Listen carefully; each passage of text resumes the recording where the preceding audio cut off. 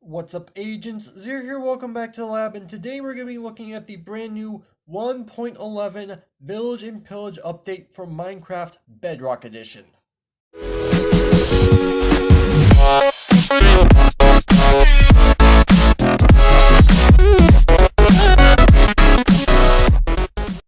Now, this was released on Tuesday, much like pretty much every other update, and this was actually released alongside the 1.14 Village and Pillage update for Java Edition, so we both technically got the update at the exact same time, which is actually kind of cool, all things considered, I am not gonna lie.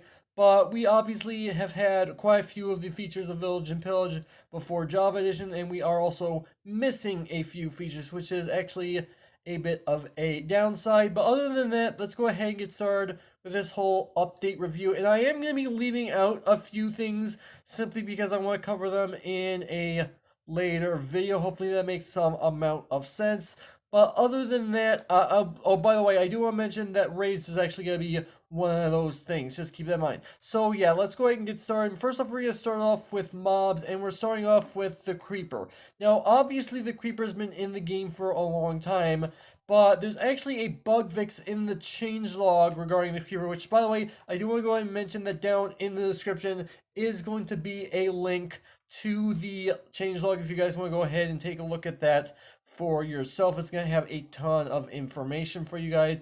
But yeah, so back to the Creeper. So what's different about the Creeper? Well, as I said, it is a bug fix technically, but this is actually a rather important bug fix in my personal opinion, and in a lot of people's opinions technically, is that it can now spawn in 1.8 high blocks of space. So basically you can have a trapdoor above where they would actually spawn, and they will still be able to spawn, which means Creeper farms are now technically possible, which is really awesome. I am not going to even lie about that. But yeah, so that's all I really have as far as creepers are concerned. Next up, we have ourselves villagers, and villagers have had a major overhaul into their functionality, and I'm not going to go into too much detail about absolutely everything. Make sure to check the changelog about that, but I am going to point out stuff that I feel is important. Obviously, different people are going to find different things important, and I 100% understand this, but I'm trying to make this video go as smoothly as possible, so take that with a grain of salt. So this villager, as you can tell, has a completely different skin than what he used to, and I do want to go and mention that all villagers have completely different skins from each other. If you guys remember, like for example, both the cartographer and the librarian previously were both white coats, and you didn't know which of the two you had until you actually checked their trades. Whereas now it is 100% clear as to who has what profession based off of their skin. And also, they actually have different skins based off of the biome they're in. For example, if you have a farmer in one biome and a farmer in another biome, you're obviously going to tell they're both farmers, but they are going to be looking a bit different from each other, so do keep that in mind. And also, their trade GUI has in fact been changed, and the trade behaviors have been changed. So first of all, let's go ahead and go in here, and as you can tell, I can go ahead and trade this stonemason 10 clay for 1 emerald and 1 emerald for 16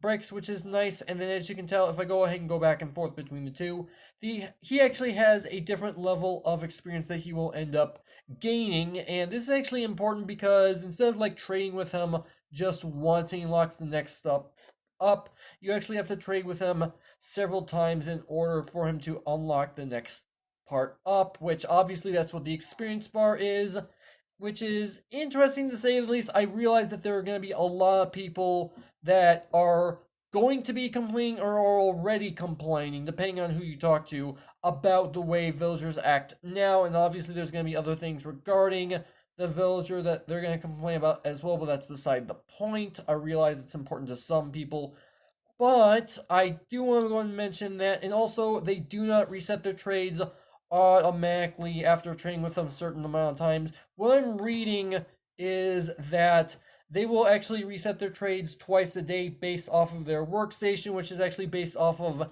different blocks, which are going to be in the game.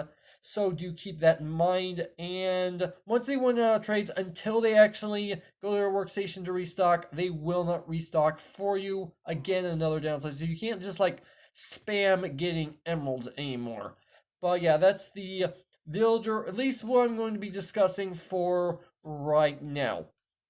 Next up, we have ourselves the Pilger, and the Pilger has been in the game before. However, until now, he's been locked under experimental gameplay. Now he is actually officially inside of the game. When he was first introduced, he was available in experimental gameplay, but he was locked behind creative. You could only spawn him in creative, and then 1.10 came around and he did spawn naturally in creative. Now, as I said, he does spawn naturally, and there are a few different pillagers available. There is this guy. There's also what is known as the Illager Captain, which if you kill him, then you will get the Bad Omen status effect, and you will trigger raids when you go to a village. As I said, I'm going to be covering raids in a different video, and you will be able to tell the difference between a regular pillager and an Illager Captain, because the Illager Captain will actually have a special banner, so do keep that in mind. There are also going to be Illager patrols that are going to be going around the world, just kind of looking around, making sure everything's in order according to how they see fit. Obviously, they're going to be hostile mobs, so they're not going to like a whole heck of a lot. But yeah, that's kind of all I want to mention. Also, they do spawn naturally at Pillager Towers. Do keep that in mind. They will continuously spawn. And I'll talk more about Pillager Towers as well in a later video.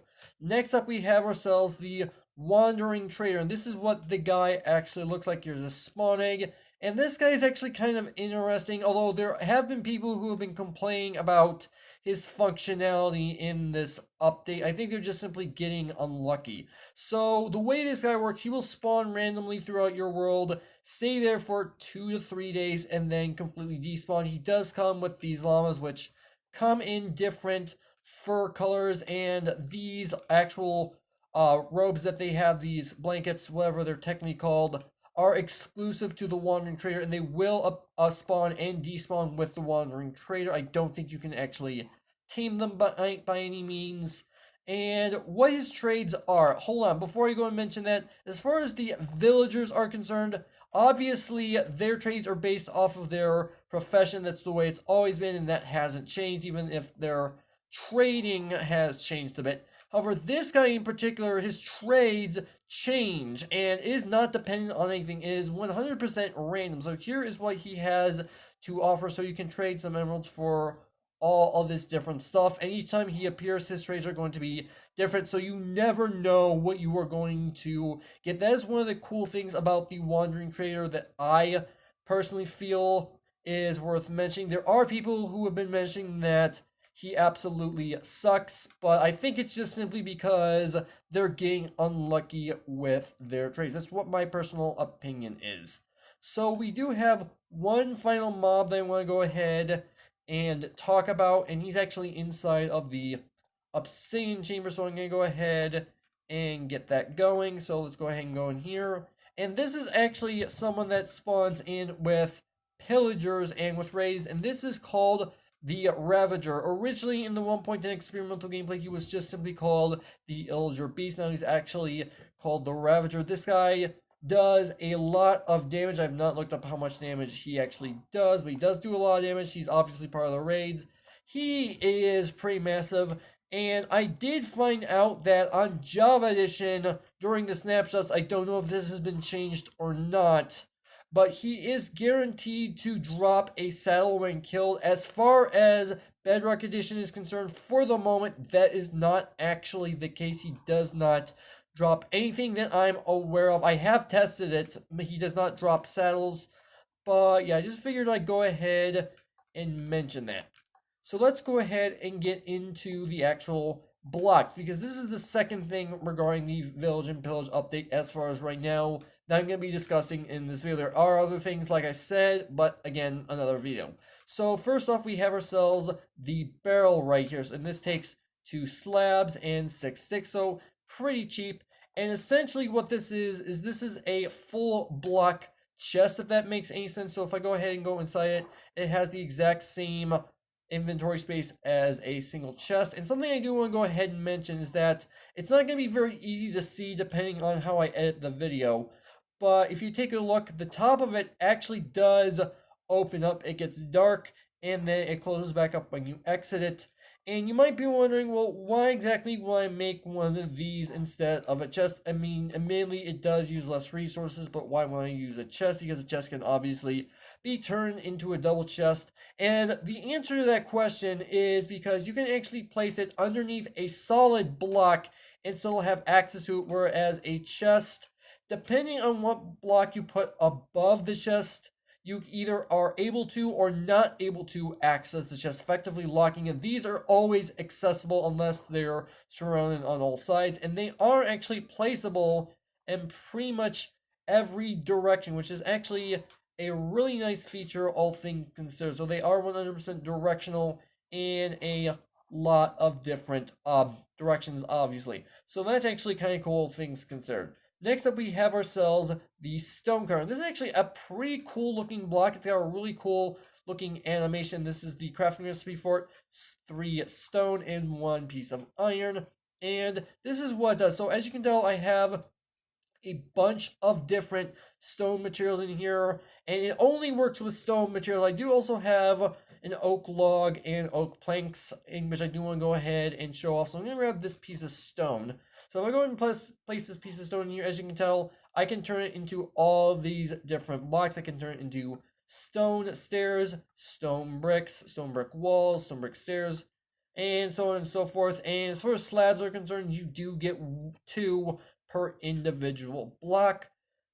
And I don't think this actually legitimately replaces actually using the crafting table, but it does allow you to get what you want with just a smaller amount of resources. You have a lot larger ability of stuff, like, for example, instead of requiring 6 stone bricks to get 4 stone brick stairs, you can use 1 piece of stone and get 1 stone brick stair, which is kind of nice, all things considered. So it uses a lot less resources, and as I said, it does not work with planks and logs. It only works with stone materials, which is part of the whole reason why it's called the stone cutter.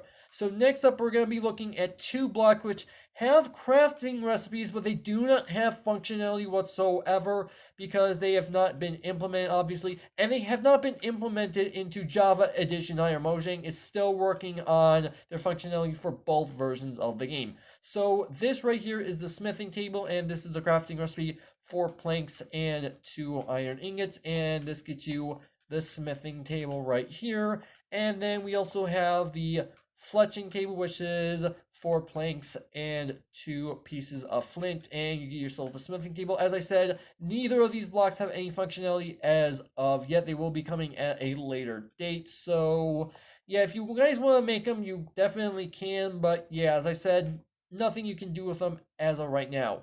Now, next up, we have ourselves the grindstone, and it can be crafted with 2 planks, 2 sticks, and a stone slab. And before I go ahead and show you guys what it does, I am going to go ahead and switch into survival mode really quick. So here is actually what it does. So if I go ahead and go into here, I'm going to go ahead and grab these bows and this enchanted book. And as you can tell, these bows have a bit of damage to them, and obviously this book is enchanted. There is a reason why I'm doing this in survival mode. You guys will see that in a moment. So if I go ahead and go in here, it says up at the top, repair and disenchant. So this is what it does. If I place in these 2 damaged bows, as you can tell, it combines the 2 and repairs them. And as you can tell, I did not use any levels simply because, well, I don't actually have any levels at the moment. That's part of the reason why I went into creative mode. And on Java Edition, it will 100% replace using crafting windows, including the crafting table, to combine these, unless you're using the anvil, which you would use levels for that. That's a bit of a waste.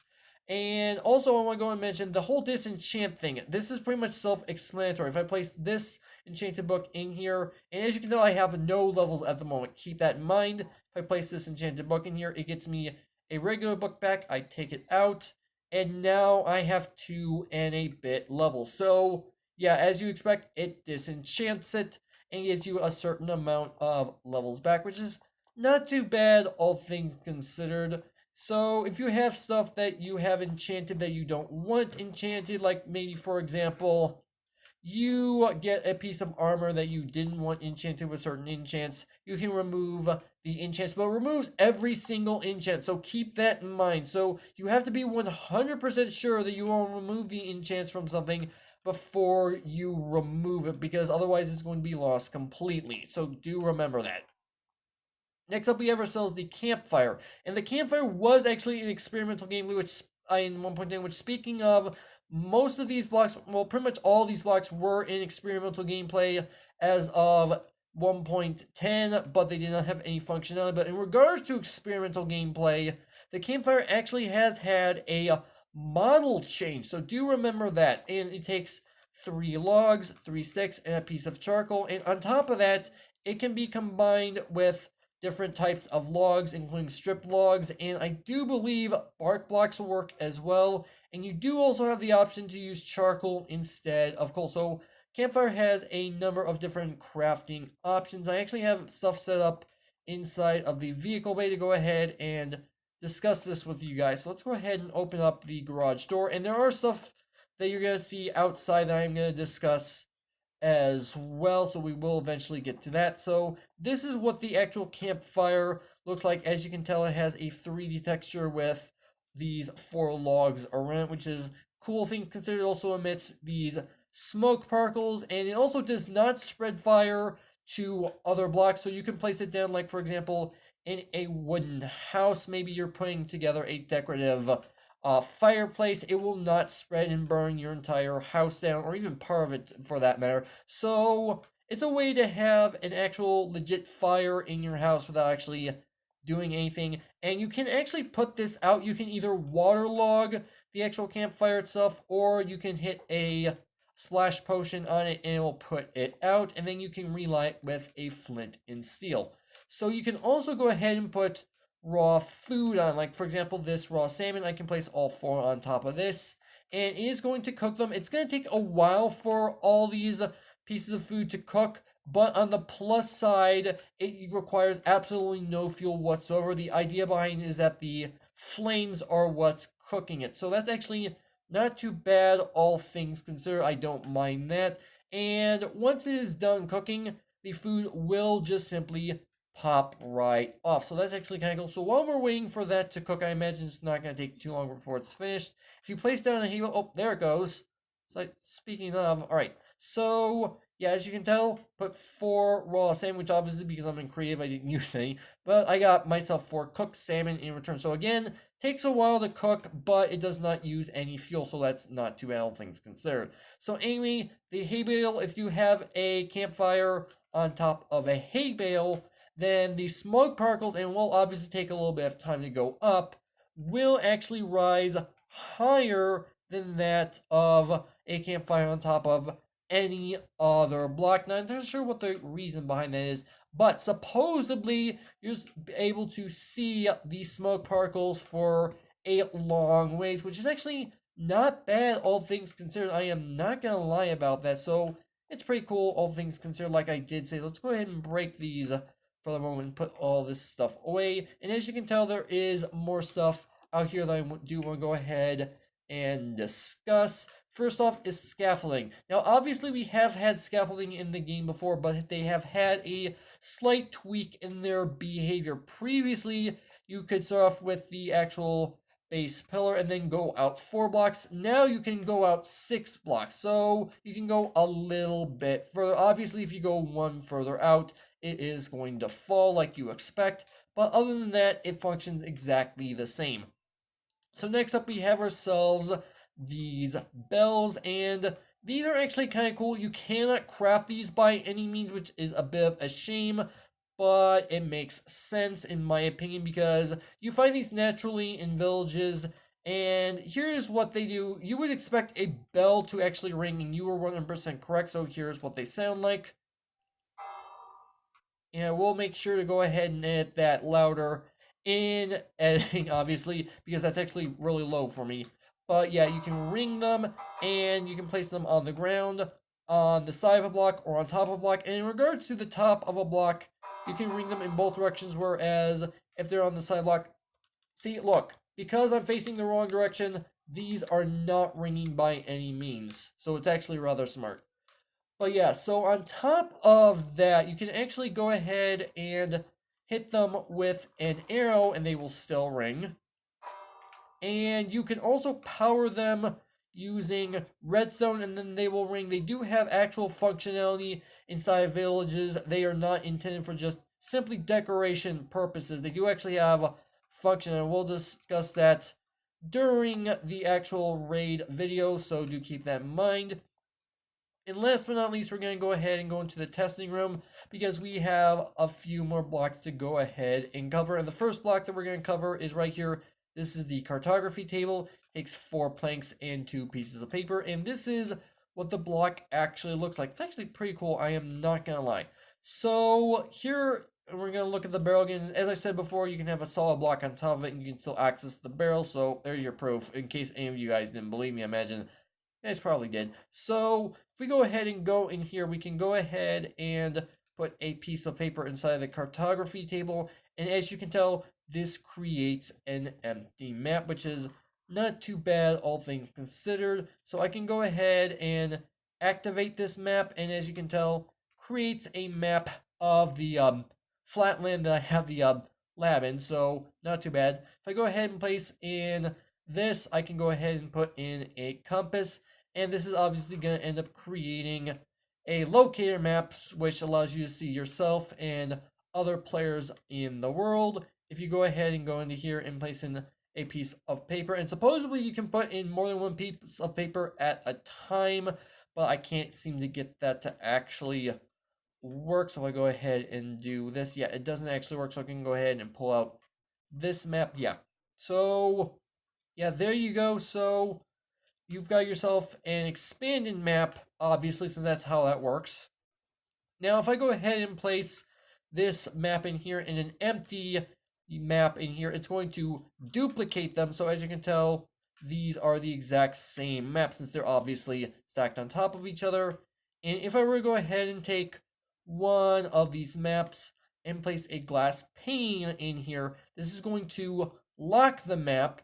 And as you can tell, it says down here, it is locked. So that's one thing to go ahead and note. And what exactly is a locked map good for? Well, let me go ahead and show you guys. So if I go ahead and go back outside and go ahead and pull out these maps. So the one that's right here, this one is not locked, which is the one that I actually have out the moment. So if I go ahead and start flying around, as you can tell, it's starting to load up more of the map. However, in the case of the locked map, well, as you can tell, it's not loading anything extra, which is actually a pretty cool feature. I am not gonna lie, because the function behind this is pretty simple. That way, for example, maybe you want to create your own custom treasure map, as opposed to having to rely on the treasure maps that spawn inside of shipwrecks and ocean ruins.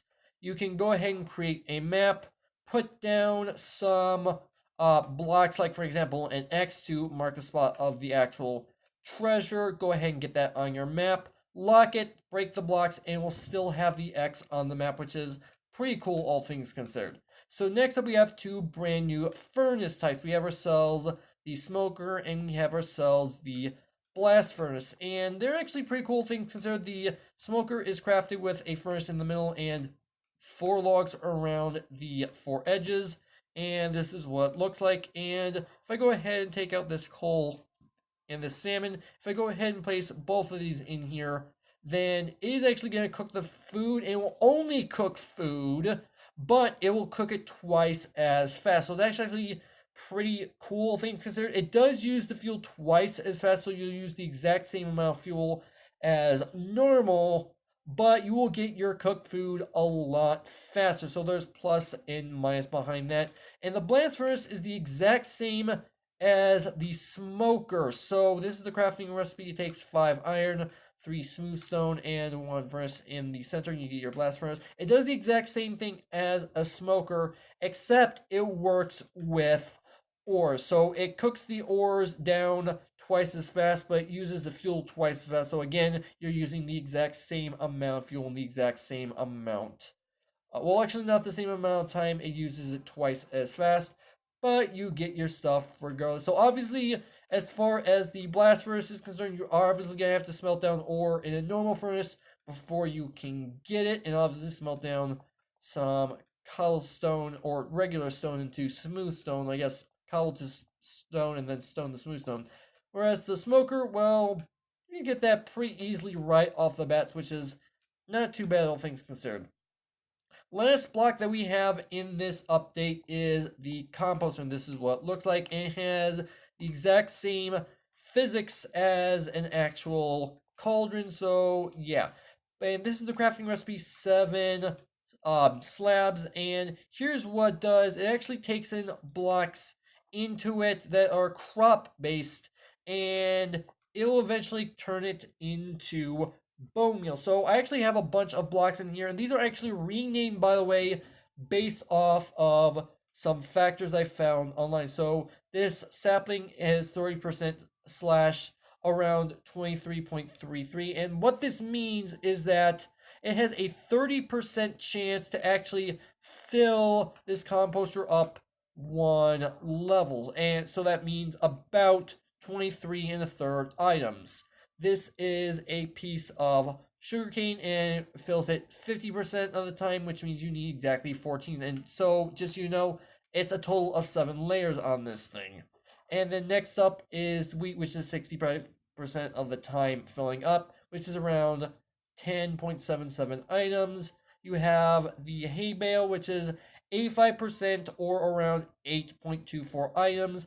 And then the cake is 100%, or it takes 7 cakes in order to fill it up completely. And one thing I do want to mention, these are just example items. There is an entire list that I found online with other items. I just wanted to go ahead and give an example. So I'll have a link down in the description along with the update, the changelog, a link to a page that I found that will give you information on what all other items are included on this list alongside what I have in there. So these are not the only items that you're actually able to use in the composter, so do keep this in mind. And then also I found out that this is actually an exclusive feature as far as Bedrock is concerned, which is kind of interesting, which is a grass block.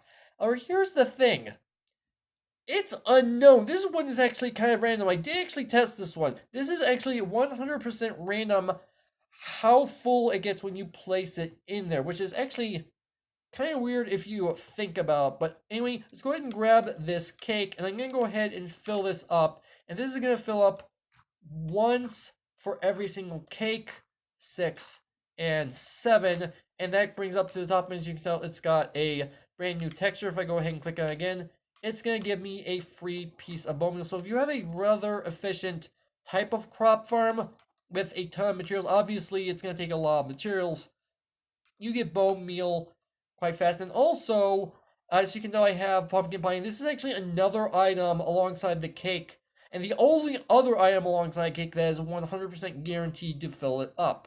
And that's because this is actually functional with hoppers as well. So let me go ahead and come around to the back real quick and break this. There is a hopper right back there. So if I go ahead and disable this, it's going to start filling up inside the hopper, and it's going to go inside the composter. And as you can tell, I am getting bone meal right away. I did test this a little bit earlier, which is why there's quite a bit of bone meal in here. But as you can tell, it is slowly filling up just because of the way the composter works. But yeah, so that's actually pretty cool, all things considered. And in regards to hoppers, I do want to go ahead and mention that barrels, as you can obviously tell, do work with hoppers. And also, the blast furnace and the smoker do work with hoppers as well. And they are the only blocks that actually work with hoppers, which I guess makes sense. But yeah, other than that, that's all I'm going to be discussing as far as this lab video is concerned. As I did say, I am going to be discussing a few more features in a later video, so keep that in mind. And I will go ahead and promise you guys that I will get it out a lot sooner than when I actually got the experimental gameplay features video for 1.10. That came out way too late and way too close to this update coming out. But that's beside the point. But anyway, that's actually where I'm going to go ahead and end off the video. So, hopefully you guys have enjoyed. If you did, make sure that like button. One more than make sure that subscribe button for future content. Also, you can follow me on Twitter at AgentCPU0 to stay updated. This has been Zer0's. Thank you guys for watching. And with that, I'll see you guys later. Bye.